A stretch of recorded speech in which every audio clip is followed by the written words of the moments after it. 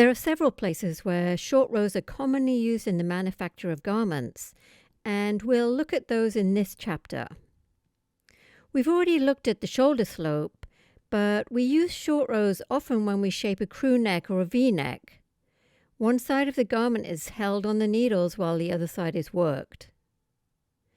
In the making of socks, we use short rows to form the heel and the toe. The crown of this hat is a series of short row pie shapes stacked until they form a circle. This swatch illustrates the use of short rows to form a horizontal dart.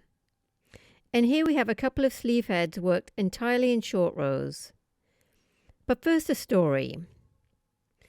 This story is not about short rows. In fact, it's about the absence of short rows. Maybe you'll find it as interesting as I did. I'm sure you've seen knitwear like this, where the shoulder seam has been shifted to the back of the garment, and the back has decreases, but the front doesn't. I always wondered what the significance of this shoulder was. How did it come about? Sometimes called a fashioned back shoulder for obvious reasons. I've also heard it referred to as an English shoulder. A few years ago, I had the great pleasure to have a tour of the knitting mill John Smedley. If you haven't heard of Smedley, they're the oldest manufacturing factory in the world, nestled in a pretty valley in the English county of Derbyshire. Did you hear that? The oldest manufacturing factory in the world. Of anything, not just knitwear. So currently 238 years old. Well, I figured I was in the presence of people who knew a thing or two about knitwear. I asked the designer about this shoulder seam because they use it a lot at Smedley. Her answer pleased me so much because it encapsulates a lot of what I love about machine knitting. The older flatbed machines that they use to produce their knitwear don't have short row capabilities, so they had to come up with an alternate way to get a shoulder slope. Although the machines couldn't short row, they could do increases and decreases on the edge of the fabric. More about that in the shaping class.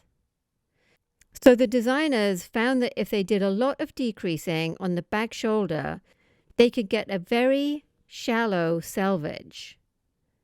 The front was knit an inch or so longer and had no shaping, just pressed off on waste yarn and linked closed. Once it was attached to the back shoulder, a perfectly sloped shoulder was created. An added advantage was that, with the front being longer, once it was folded over to join the back and the neck opening cut out, by default a back neck drop was created, so no need for shaping there either. When the shape piece is put on the front instead of the back, it's called an envelope shoulder.